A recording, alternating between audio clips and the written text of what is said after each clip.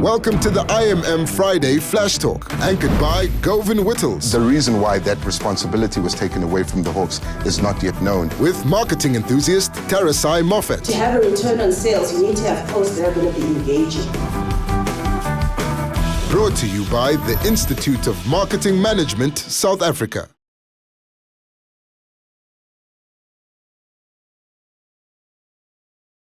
Good morning and welcome to another installment of the Institute of Marketing Management's IMM Friday Flash Talk.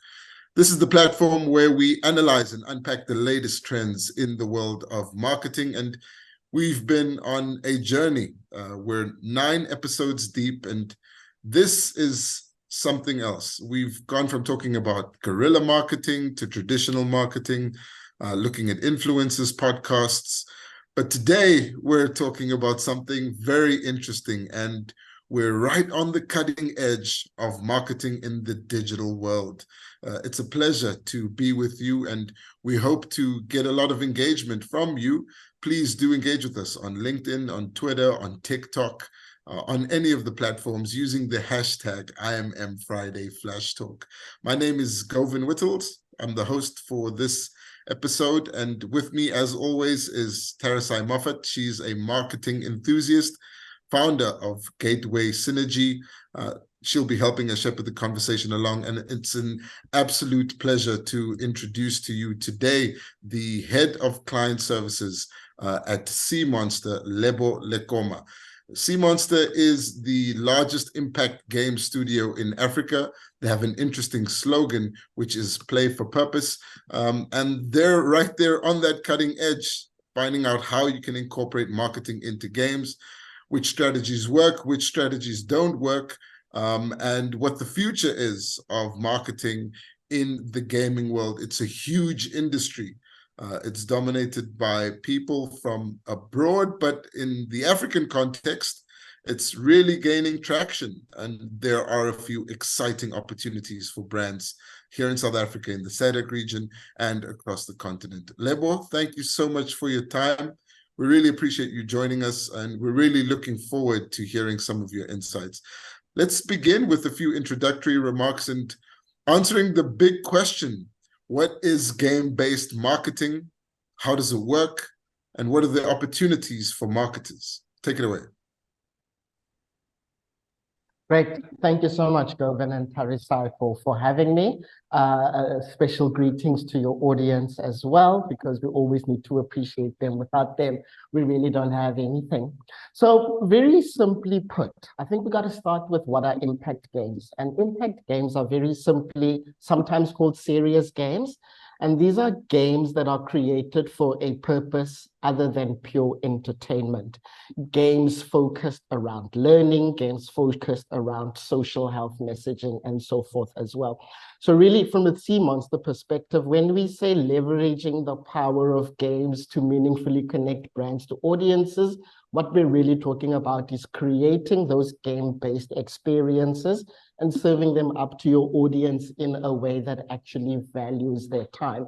There's a whole spectrum of what game-based marketing could be, all the way from sort of placing your advertising inside games, all the way through to creating those gaming experiences. And I just do want to be clear that where we sit is on this one extreme, which is we actually create game experiences that are meant to drive purpose. So that's really simply where it is, and I'm looking forward to sharing as much as I can of that with you today. Thank you. We all play games, but we don't all develop the ads that go into them. Tarasai, what's your understanding of what game-based marketing is and how it's being used in the African context? So game-based marketing, it's really community-driven, because with gamers, they have formed a community around their passions.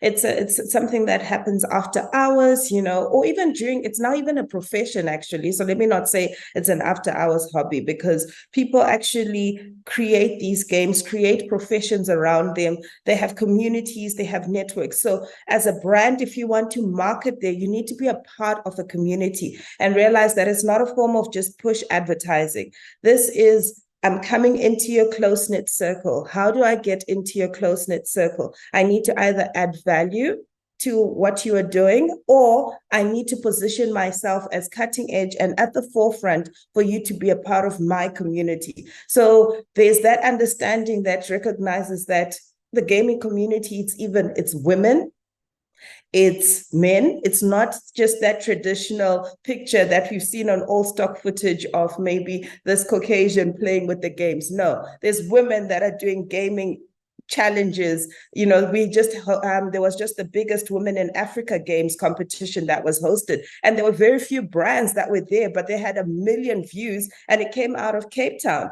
But brands are not tapping into that market, and I'm not sure if it's a lack of knowledge or just a lack of understanding of the potential of how big this community is. Interesting. I mean, 1 million views is really something that I thought the brands would be really attracted to. So Lebo, how do you put marketing in games? Yeah. So from our perspective, what we often like to do is we like to start with what is your purpose. There is lots of common writing out there about the fact that purpose-driven brands will outperform those that just have a profit motive. So if we, for example, pick a brand in the financial services space, right? The questions that we would ask is we would say, okay, financial services company, if you are so smart and your products are so amazing for the end user, why do you then not share all of those critical insights that you hold with those users to make their lives better? So that then says, let's tap into what those stories are. Let's tap into what the archetypes are and what actually moves those archetypes to that better state. Working then from that purpose, it then becomes easy to say, well, if we consider the various media types that we have at our disposal to get this message out, what do we have? We've got radio, we've got TV, above the line media, we've got digital mechanisms. But when we put all of these side by side and we assess what delivers the highest levels and quality of engagement, games by far outperform elements such as digital marketing, such as radio, and such as TV. So to me, it would only make sense that we take all of those all-important lessons and stories, we create games around them, and that we then serve those games up to our communities. Why would this work? I think a critical thing about games is, you know, a game has a goal, it has feedback systems, it has rules, but the most important thing about games is that they are about voluntary engagement. That is why we spend so much time in that space. So for us, it's about saying it's the confluence of those two.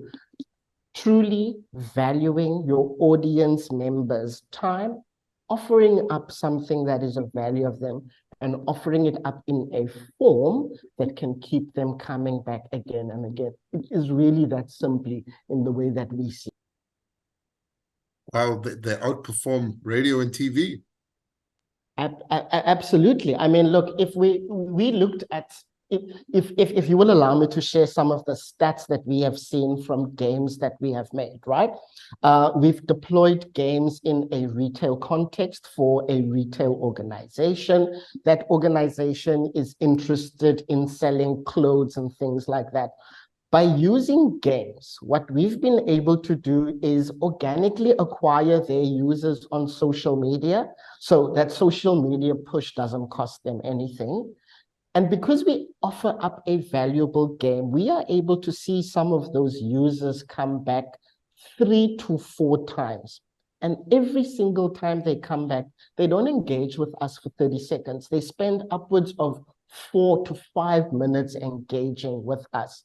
So what I'd then like to throw that out is to say, marketers, where can you organically go and try and grow an audience and see them come back of their own volition multiple times? It is my contention that only games are able to offer up this kind of behavior. And the last point that I will make to this is to say, Tharisa, you are so absolutely right. The understanding of who plays games has radically evolved from 2 pimply-faced teenagers sitting on mom or dad or auntie's couch. What we know from global assessment is that the richest seam of mobile game players is actually women between the ages of 35 to 55, who we commonly call the Candy Crush generation.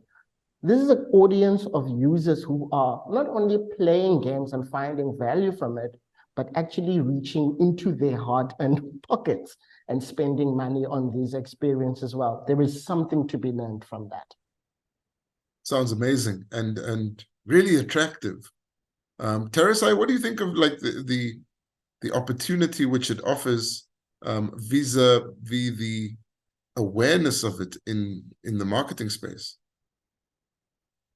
So two things. Firstly, there needs to be the awareness. And I was actually very impressed. I was doing a lot of research about gaming because I hadn't actually personally engaged. And I think it's important as a marketer, before you delve also into this place, that you also try playing games, at least spend an hour or two and just familiarize yourself. I mean, would you launch a product in the market without testing or trying it? No, you wouldn't. You would go through all the product testing. So the similar thing with marketers, we need to actually try gaming. So I did spend an hour or two in my week each day trying to get familiar with the different games.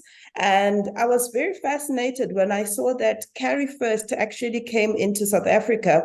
And they said the reason why they have come into South Africa is because they saw across the globe that African gamers were becoming extremely competitive and they were winning at tournaments globally. And they were like, why are we not then tapping into this market? And so they launched a campaign with Nasty C, and that was a whole campaign, and it had a series of artists that came on board. And it was fascinating to watch this and see to the extent to which this generation is involved in games and the communities that they're forming. And so there's huge potential for brands to be involved. They can partner with Carry First, they can partner with Sea Monster, they can create those games, because that is where the world is going in terms of 3D, metaverse, virtual realities, innovation and entrepreneurship. And those are the type of things that grow engagement. When viewers can create something of their own, I think Unreal Engine that's actually launched a platform where you can even create your own games. Now imagine that level of creativity that we are allowing our consumers to have and play around with your brand and figure out the different things that they can actually provide to your brand. So engagement is now key, and that user-generated content is now key for brand development. And the more that brands can release the reins and allow the sea monsters to guide them so that they can create games and engagement, the more the brand gets entrenched within the consumers. Okay, so these are all brands that have an awareness of games, but the two types of gaming advertising, right? That's the brands that go to existing games and try to have their brands placed on those games. And then there are brands that go out to develop games that will attract people to their market. So Lebo, what are you guys seeing? Are you seeing brands coming to you who've already tried placing their brands onto existing games through push ads and then deciding to develop by themselves? Or are these brands that are immediately launching into development? We're seeing quite a mix, right? I think what's happened is marketers are starting to realize that this new frontier around gaming is something that they have to engage with. But you know how South Africans are, right? We don't always just blindly run off in some other directions. The South African market likes to investigate and make sure and understand, has this been done before? So we're seeing elements of all of that. So there are those who come to us who say, look, we've experimented with placing an ad in this particular popular game there. That, of course, means that you depend on the popularity of that game and you are competing with others for all of that vital space.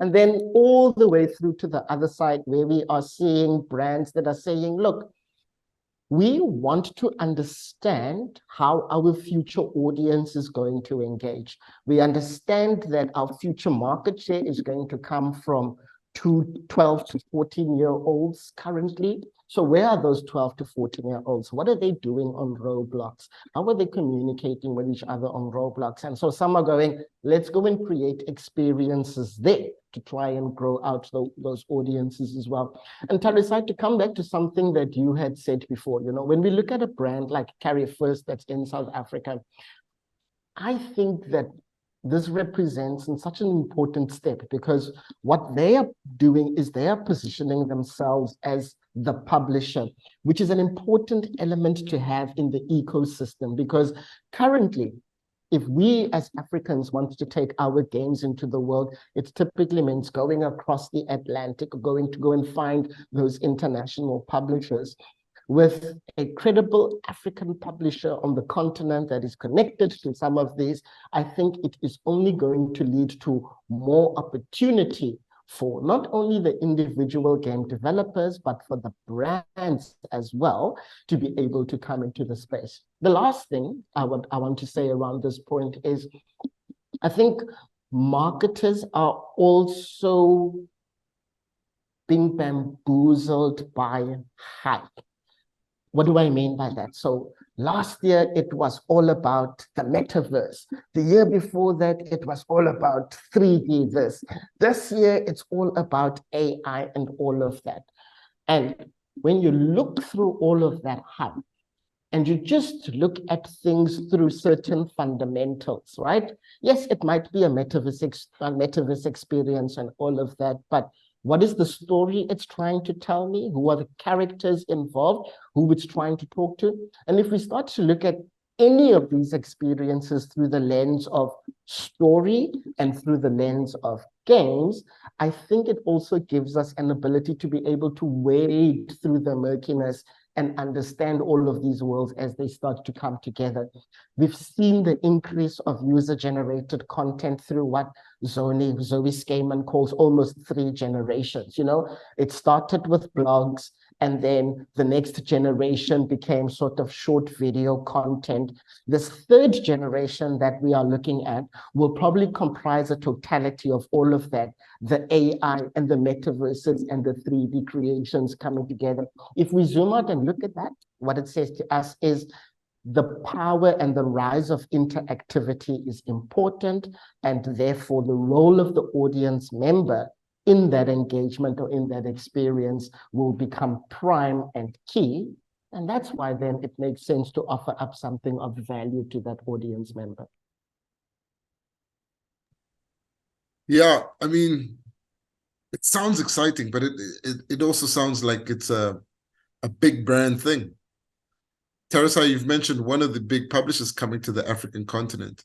But what does it look like in terms of how brands are investing in understanding game-based advertising and actually taking it on? Is this something everyone is doing? I don't think everyone is doing it for different reasons. So, for example, on this meeting right now, we have marketers that are parents, and maybe they come from an older generation. And at this point, they're looking at their children playing games, and they see it as a nuisance. My child is not doing homework. They are spending hours on end gaming. And for them, it's a nuisance. So to wrap your mind around, let me use gaming now as a marketing tool, makes it very difficult.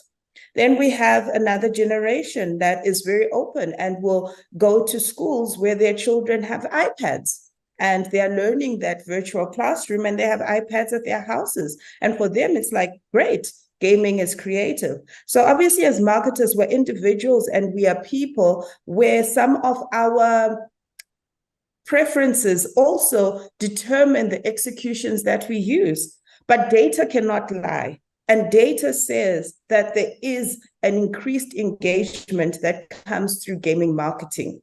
And there is an increased engagement that comes because people spend volumes on and hours on it and on these challenges. So it's important to them. It matters to them. And if you are a marketer, you need to ask yourself, am I doing what's important for my consumers or what my preferences are? And am I using data to drive these decisions? Because then that determines the marketing strategy that you're going to use and that you're going to apply.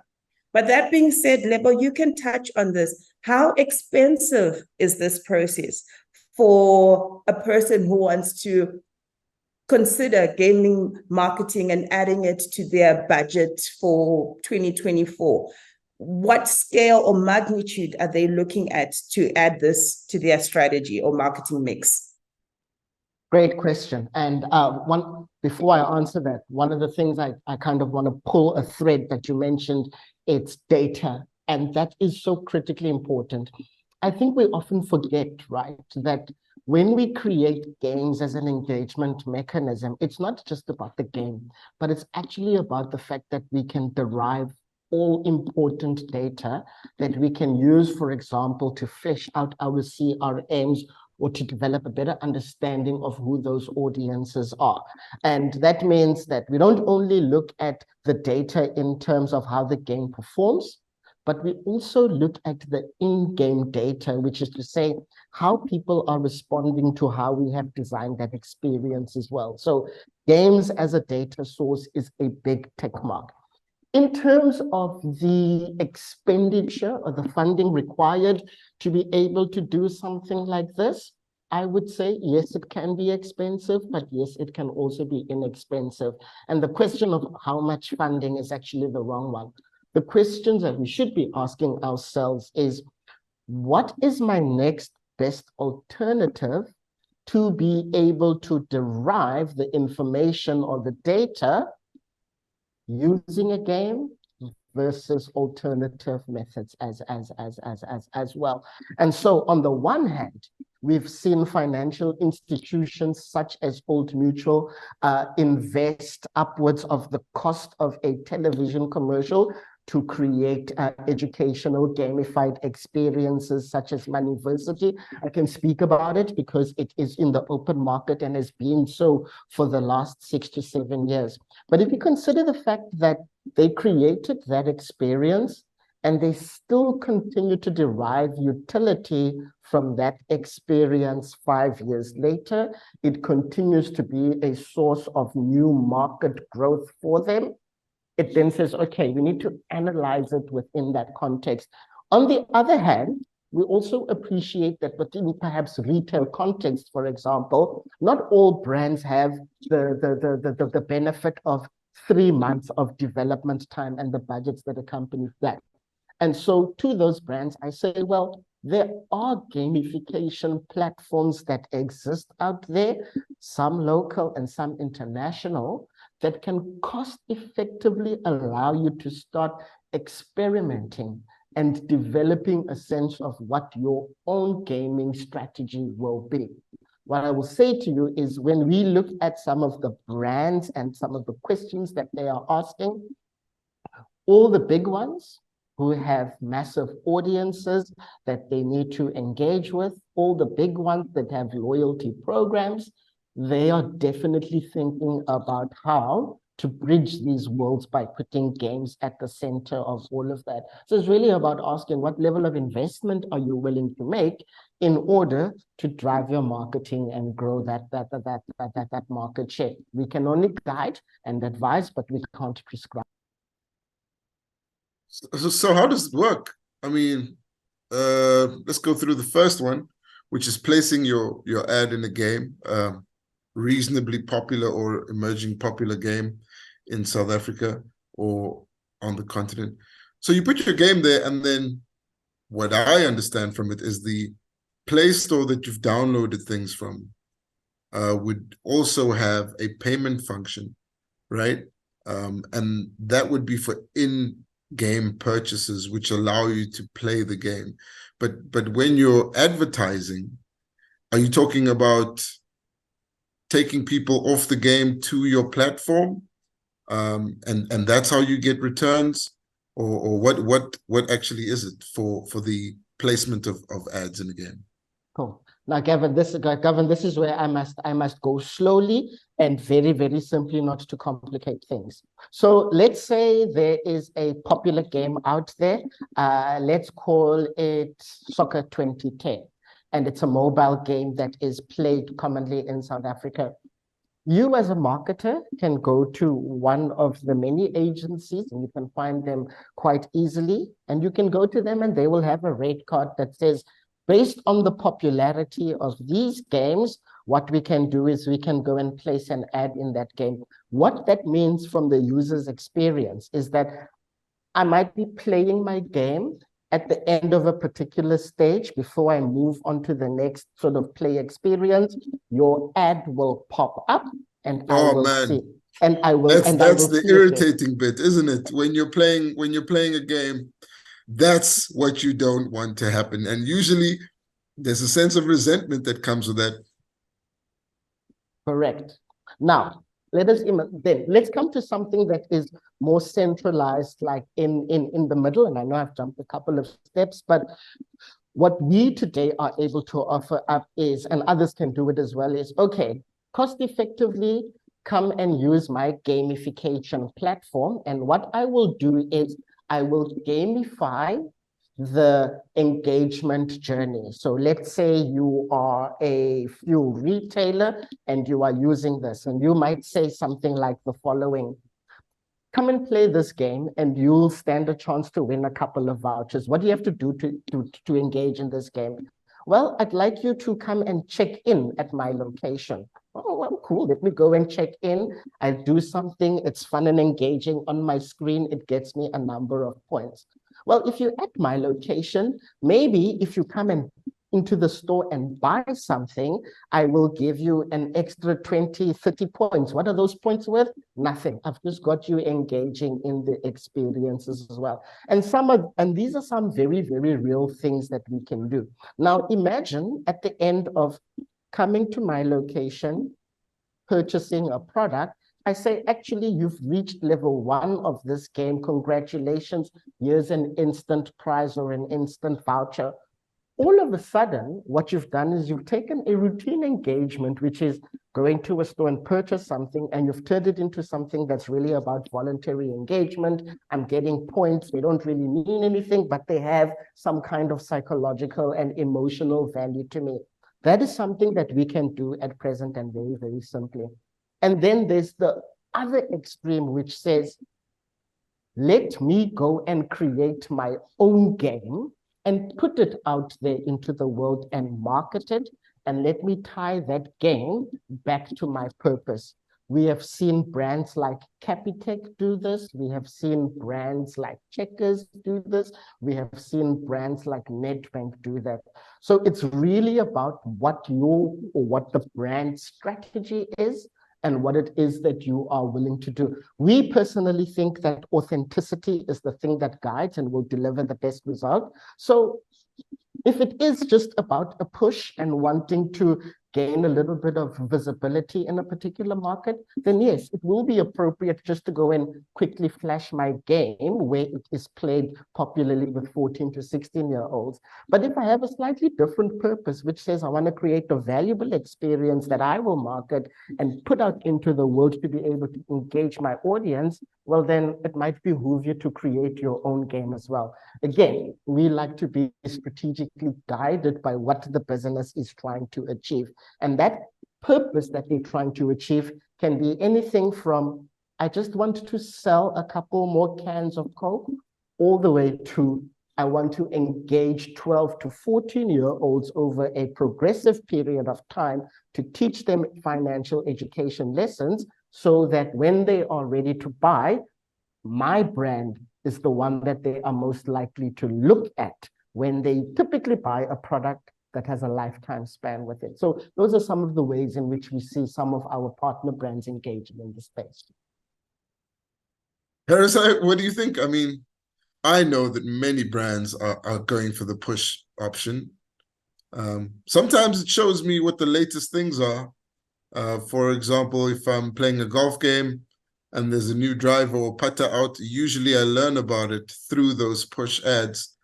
And it's useful, but it seldom leads to me actually connecting more with the brand. It's more of just a general audience or general awareness thing.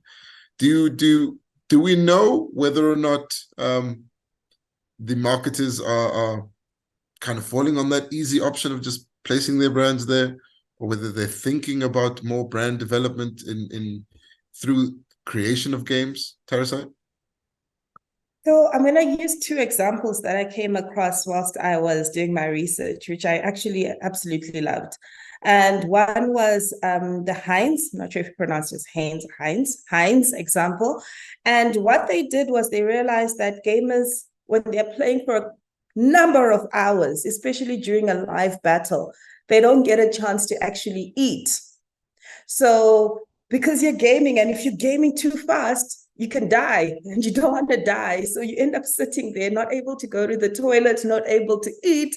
And so they were like, okay, this is a challenge that our people are facing. So what are we going to do? We're going to create little Heinz spots, which are blind spots within the game where you can go and sit and park yourself there within your and then get a break to just go to the toilet or get a break to go and eat. And I thought that was genius, because then everyone appreciated the fact that, wow, I can take just a bit of a break without dying and be able to eat. So that was a way that they seamlessly came into a game and managed to be part of the community, versus that interruption of, I'm gaming and boom, there comes this ad that's just interrupting me, and you've just costing me this experience. I've got this adrenaline rush, I'm playing, I'm enjoying myself, and your brand just keeps popping up. So they added value. That was really a genius example. And then another one that I came across was they were using sign language. So interpretation, because they realized a lot of the community that are speech impaired could not communicate within the games, but this was the community that they could just be free and express themselves and engage and have a community. And so they actually created translations and interpreters within the gaming space to allow that community to grow. And they grew substantially because, number one, they were dealing with an issue. Number two, they were helping their community of speech impaired people to be able to participate in something that was enjoyable. So they added value. So I think as brands now, the key is always to add value. So I lean more to what Lebo is saying, that let's add value and either have a long-term strategy. 12 to 14-year-olds are going to be our target. We know we're not going to get money from them immediately or increased sales immediately, but we know that in the next few years, our brand is entrenched within their mindset. We've added value to them. So the element of adding value is very important as brands. And on this platform, we've talked a lot about how communicating who you are is sometimes much more important than communicating what it is your product is, or what your product can do for them, because they may come back to you because of who you are and not necessarily what you have. But there are also other facets as well. I mean, there is influencer marketing within gaming. There are people that are seen as the heroes of gaming, and they are brilliant, and you can brand them when they have their podcast. You can sponsor their events. When they're having their community sessions, your brand can walk alongside them and ensure that whatever their needs are, if it is, let's say, an energy drink, then you come on board as an energy partner with your influencers and you spill this all into the gaming community. Again, you're adding value because now you're helping them to host events, because people want the connection, especially after COVID. People want to feel back to being within an environment, back to being in a live setting, back to being in a concert type of environment. So you can set up events around gaming and come on board as a sponsor as well to those events to allow those type of community engagements to happen as well. Thank you for mentioning that, Tarisai. And I think, because the message clearly from our side, because we are practitioners, can make it seem as if you don't make a game, you can't participate. But you are so absolutely right that gaming is built around community And so from the influencers to the Twitch streamers to the reviewers and all of that, there are a number of ways to get yourself connected to the community and to start learning about, how this works, what it is about, and where to find all of those all important brand connections. So I really, really just wanted to echo the importance of what you said there.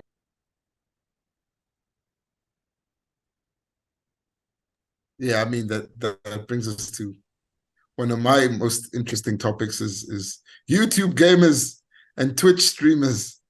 These guys are like walking billboards. Their lives after going offline, or at least offline in the game, and then staying on Twitch and talking about it on YouTube, sometimes even more interesting. And Teresa, I just want to ask you this. Do we have people on the African continent that are seen as equals to these mostly European American gamers that have attracted all these brands to them, so that when they sit down in the chair and they're wearing the dry fit and they have a certain cap, it's already communicating to the other people who are playing games that this gamer, who I know is the best in the game they're playing, wears this, drinks this, eats that, and that's why I love them, and I'll go get the same thing. Do we have people on the continent who are like those kinds of billboards for gaming advertising, so to speak? We definitely do. I was really, really, really impressed by a number of young women that were gamers, exceptionally skilled gamers. And what it is just like I said, a lack of sponsorship. It's a lack of sponsorship. There's a young gentleman, sorry, I just can't remember his name, who actually won a competition where he created a game. And he was supposed to go across the globe to go and showcase it. But again, a lack of sponsorship. He was not able to do that because of lack of funding. So I think the main thing is also in terms of money being invested. So they're there, experts, they will break jaws if they have to. But are they sponsored? Do they have brands lining up to queue up to them? Or are brands just disassociating themselves and staying safe within the traditional realms of marketing versus the actual engagement that is required? Yeah, I think a few that might be scared to place a push ad or develop a game might think, all right, we'll just go for sponsoring one of the best gamers and then hope that translates. But that's also a risk. I want to come back to something that we've talked about a lot, which is the consumers here.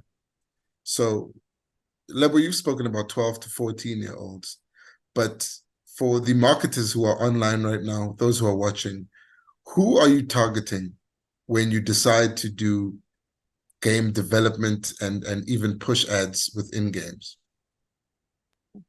So again, that comes down to a question of what is the objective that we are trying to achieve, and that obviously typically has to come directly from the brand or the brand partners and the advertising agencies that we are working with. Sometimes it is as simple as, I would like to sell more Disney branded merchandise for kids. If we understand that, for example, then it's quite clear to us. We know that the kids have the pester power. And so when we are creating an experience where we are, dealing with like licensed IP, you might then create something that is not an advertising or a gaming push, but is more of a message that goes to the kid around what the potential opportunity is. But of course, what we know is all we're trying to do is have to get the kids to have fun. But really who we're talking to is to mom and saying, great product, great value, or whatever the other value proposition might be around that. In an experience like that, it's very, very clear that what we are then talking to is the 18 to 21-year-old or the 25 to 35-year-old. And so for us, that's a critical input before we ever do anything, is we want to know, Who is your audience? Who are you trying to talk to? Are there breakdowns of like the archetypes in there? Because the more we can take those exact same archetypes and make them the heroes of whatever game or whatever experience that is playing out either on the digital device or in the mind, the greater the resonance that we create. So it's not much of a muchness to us. It's tell us who you're trying to engage. What is the message? And we will craft it appropriately for that. And we also like to make the distinction of, you just need to tell us if you're trying to have a product push or not. It's not a bad thing to have a product push, but we certainly build different kinds of experiences where we are trying to fulfill a short-term need versus where we are trying to do something that, you know, is going to play out over time, and we actually need to allow for the journey itself to be able to play out. So no, these kinds of experiences don't only need to be geared at or driven towards children as well. Particularly sitting here, I'm in mind of an experience and a game that we made for Investec many years ago that was targeted at actuaries.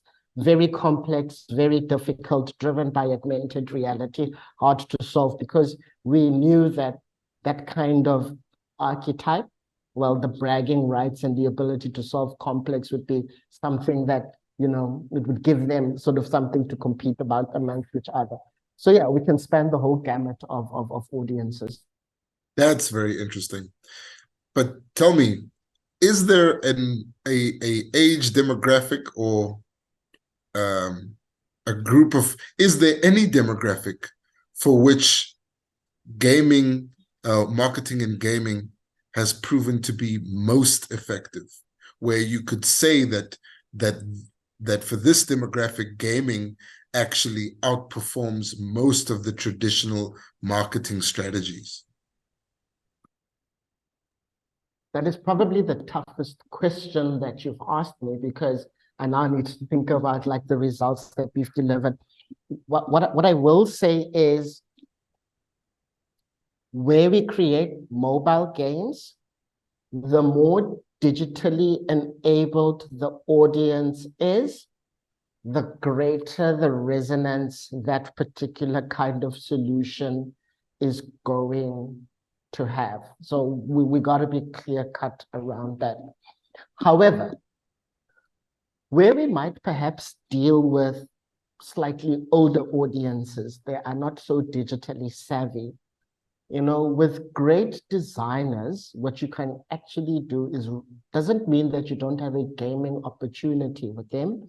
You just need to understand where they are on the level of engagement and how then you would design your interfaces, so to speak, to be able to speak to those particular audience members. The reason that I know that this can work is because we created another experience that was all about coming to grips with how much you had saved for retirement. That particular experience was geared specifically towards those above the age of 55. And so we were still able to deliver a game. But what you did in that game was radically simplified. So we don't have you taking control of a character, running and jumping and doing all of these complicated things, but we kind of like play back with interfaces that are built around sliders, simpler inputs, less of this sort of, if I can say, chaotic mess in terms of a screen, because you know you're trying to engage people on a highly visceral level as well. So what I want to say is, you know, design is a universal language that allows us to respond to situations individually. And so I reject the reality that says that games cannot be for older audiences as well. You know, I'll remind you that as Black people, Maketa is something that we used to play. People who do Sudoku or crossword puzzles on a daily basis, who might be older audiences, will say to you, I don't play games. Yes, they do. It just so happens that the form function of that is slightly different. But games and story for us are very, very universal languages. So who does the marketing firm have that will actually enable advertising within games? So is that like a person on the team, or is that a list of companies that are vetted by the firm that anyone in the team can go to say place these things, or is that just a general awareness? It depends with the company and the organization. With the bigger companies, your bigger retailers, bigger banks, they can have, a marketing manager, a brand manager, an experience manager, and a coordinator, etc. The list goes on within their value chain. And then you have the smaller companies that are doing marketing in-house. And so you would traditionally then speak to just the marketing manager for that company. And then also in Africa, we have a growing entrepreneurial network. And then in that regard, it would be the CEO of the company. So the landscape of professions within the industry is also changing and evolving. And so it just has to do with what is your strategy, or even what is your advertising agency strategy, or what have you decided for that year is going to be your strategy that you are implementing. Lebo, yeah, go ahead. Yeah, if I may add to that, Teresa, what we've also seen from at least the individuals and the brands that we engage with is that sometimes requests for gaming will come from the data functions. So someone is a head of data, but they have a particular insight that says, if I connect this game or a game-like experience in my marketing in this way with a competition, I might be able to elicit some kind of data. So the data function. We also see requests for games coming from the loyalty function as well, where sometimes the imperative there is, well, is there a way in which I can create this experience so that I keep them in my sort of pool or in my pond, and that way I engage them there rather than have to engage them externally with marketing as well. And then the last one I will say is we often also see these requests coming from the innovation departments. For me, the insight that I would like to deliver up to sort of marketers watching this is to say, when you do these kinds of things or consider these things, don't only think about creating the experience, because that's of the pitfall that we see. You have to think about the experience as well as how you intend to get it into the hands of the users. So these experiences and the attendant take to market are two very, very, very important things. It's because it's no good. You make all this investment to create the thing, and it really doesn't get into the hands of the users that you want to influence. So yeah, just some other areas we see the requests coming from. And then does that lead to them kind of like what, you get a reference number or a QR code from playing the game, and then when you go in store, which is what I've experienced, you scan the QR code and you either get discounts or you get to pick up your product, or is that like, just take me to the end part of where the consumer benefits. Okay, so to speak broadly, because I don't only want to reference it to the ways in which we do it, right? But what we know is that instant gratification is a powerful motivator. The way that might work for the end user or the end consumer is you might target me with a message that I see on a billboard, I hear on radio, or I see on social media. At any of those points, you can bring me into a digital experience, exactly like you said, Gavin, with something as simple like a QR code. So let's assume I've seen your advertisement on scrolling through Facebook. I've grabbed it and I've scanned it. That scan puts me into some kind of experience that can be of varying complexity. And that experience, because it's with my device, which has an individual identity, I can take all the way through to walking into a store, the device recognizing that I'm there, perhaps showing you my QR code that I have scanned, and either getting a discount on my product or getting a product for free or deriving some other kind of extrinsic benefit as well. We really, really now have the technologies to make this as simple as possible, where I can follow you along the journey from the point where you saw my advertising all the way to the point where you are then awarded the prize that you've won. Of course, there's a little bit of digital complexity in all of that, but what ultimately really works well is when you try and make these journeys as simple as possible for your end users. So it's not about ease of use for us, the marketers. It has to be about ease of use for the end user as well. And the benefit for the just to add on to that, there were two. I actually was really enjoying myself when I was doing this research, and I'm so happy that we have you on the line, Lebo. But I saw what KFC did was they actually created a control KFC shift. And what you would do is you would check out, but this was global. I'm not sure if they have tried to do it locally. It would be great if they did. And it would check out. And because you had already placed your order, so you had placed your order in advance, so it knew this was your favorite meal, your favorite burger, you check out, and then it gets delivered to your door. So you're not recreating your order every single time. Just in the middle of gaming, you press KFC, Control Shift, and then it gets delivered to your door. Easy checkout process. That's very user-friendly, a smart way of incorporating technology into the actual process of gaming without interrupting the process. And at the same time, you're getting sales and you're getting revenue. And another one that I actually enjoyed was with VW, because they had billboards win a car. So you could actually win a car if you participated in this game, and you would train and learn how to drive and learn how to do it on your mobile device.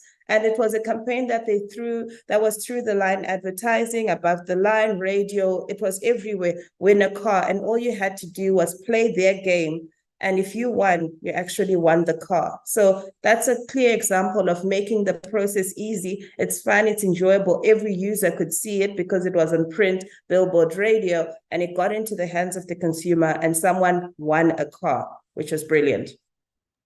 I just have two more technical questions based on what you said, Tarasai. Lebo, so earlier Tarasai spoke about Heinz being able to create a safe corner in a game, and now like Control Shift KFC gets your order delivered. Do any of the institutions which exist here have the ability to partner with games and then build in functions that will link existing games to brands? Which is not push advertising, but which is more engaging, like what Teresa has described. We have certainly seen some examples of that. I think it is important to point out that in our understanding, those kinds of engagements are usually the result of some kind of custom development or bespoke development. So unfortunately, at this point in time, if you wanted functionality like that, it is not yet as ubiquitous as, you know, social media, advertising, and all of that.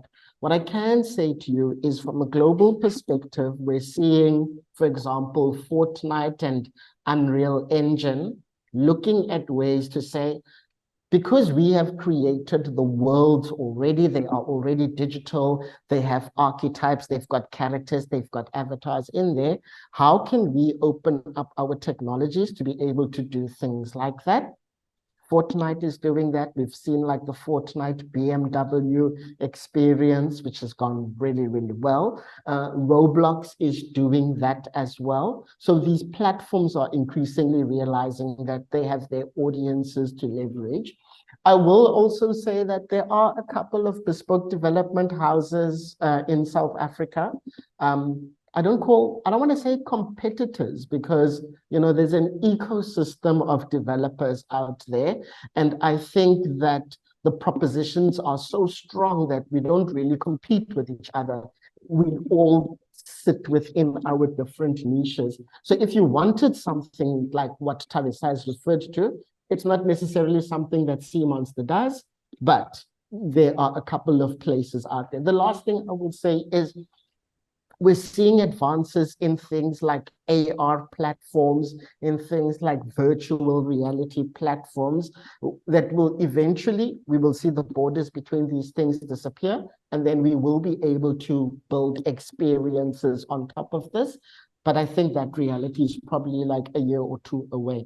What gives me a sense of comfort is that organizations such as Roblox, such as Unreal and Fortnite are here on the African continent, not just in South Africa, where they are engaging with game studios and those in the Pan-African Gaming Group to be able to understand how we work better together to essentially engage the next billion that we are going to add to global audiences. And it is acknowledged that that growth is going to come from the African continent as well. So I think we've got to keep our fingers on the pulse and keep an eye on the innovations that people are putting out into the space. An incredible opportunity for marketing, but secondly, what I wanted to find out is whether or not you have an updated partnership with these brands. You mentioned one brand where your partnership has been 5 years along just with one game.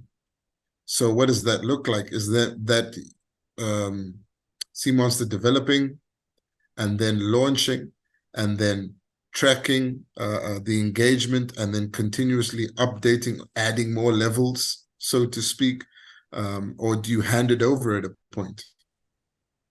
Gavin, I think it's important to note that this is not just about Sea Monster and the brand. When I speak to marketers and marketing agencies and advertising agencies, is that success in this space actually requires that we all work together, doing the best that we can in our respective spaces. So in reference to the project that I've mentioned before, yes, it worked exactly like that. We built the initial version. We work with the marketing agency so that it goes out into the world. We work with the data guys to be able to assess how it's performing and where we need to make improvements. Those improvements are driven as a result of strategy and that guidance. Once we've made those improvements, we have to go out and tell the audience again. So it's not about this or that. It's about effectively using the ecosystem and your whole entire marketing mix to be able to do all of this. And so I think that it's far too soon yet to be looking at organizations or companies popping up into the space and saying they are coming to eat our lunch. I think there's still a whole lot of lunch to be made and to be grown before we can start looking at each other competitively. Because again, I know nothing about taking games to the market. What I know is how to make incredible, engaging experiences, but I need the marketers to work with me who are able to do that so that we can get the message out there. So for me, it's about how really the space is going to evolve and how we will find different ways of working together to ultimately deliver up better value propositions. Again, it's about partnership. We know that innovation is a big part of marketing, right? And people are looking towards digital marketing, especially. So Tarasai, is gaming is marketing through gaming seen as part of that digital marketing offering, or you think that marketers are looking at it individually as a way to tap into new markets or potential existing markets that are also digital? It should be part of the digital marketing mix, because it is digitally driven, it is innovative, it is engagement based. And even from an education system, institutions like Lebo mentioned can actually have actual scientists playing a game as part of an educational session. And even within institutions, I did a marketing course where we had to, within this game, come up with the product design, buy a shop front, make investment decisions. It was a whole marketing simulation world that was relevant for education and digital marketing, placing your advertising budgeting, allocating it in certain places. So it is part of the digital mix, but it should actually be part of the educational system, because you have across the globe companies like Sony, companies like Microsoft, that are investing in entrepreneurship and innovation hubs that foster this type of engagement. So it's a career, it's a profession, and so it should be considered as part of the digital mix. Thank you. So we've run out of time, unfortunately, so we're about to wrap up. And Teresa, I'll just throw it back to you. Usually we do big takeaways. There's so many here that I think have already come through. But for the marketers that have been watching this, what do you think is that one thing that they should remember when it comes to thinking about advertising through gaming? I think the one thing they should remember is the consumer. And the consumer and the face of the consumer is changing. And so if we have previous misconceptions about the consumer that we're dealing with in this day and age, then we are missing the mark. But using data, we can show statistically that there are women in gaming, there are men in gaming, there are children in gaming. There's a whole world and consumer base that is waiting to be tapped into, either through sponsorship or through creating games or through billboard placement in a very clever way. But there is opportunities to be further entrenched within the heart of our consumer, as long as we can create added value for their messaging. And the last word to Lebo. Probably a lot of marketers who are going to look at this and decide to go into marketing through gaming. That'll be first timers. So what do you have to say to them? And what do you think is the biggest takeaway from this session? I have to agree with Tarisai that we have to put our users at the center of the experience. So that's the one. My second takeaway would really be that business performance seems to be growing at a linear rate. However, technology is evolving exponentially, which leaves a big gap. I think for marketers, if you are looking for that linear increase, please continue to do the things that continue to do things in the way that you have been doing before. But if you are looking for that exponential increase in results, then you have to be looking at what is growing exponentially, and that implies it's the technology followed by our ability to be able to innovate. And so you need to bear those two things in mind. Thank you very much. Before we go, I just have one final question. Gaming, can it be used for B2B or is it only B2C? Another great question. So I think it can be B2B to C as well. From a C Monster perspective, we very much consider our business model as B2B and then to the C onwards. And I think there's an incredible opportunity in that space as well.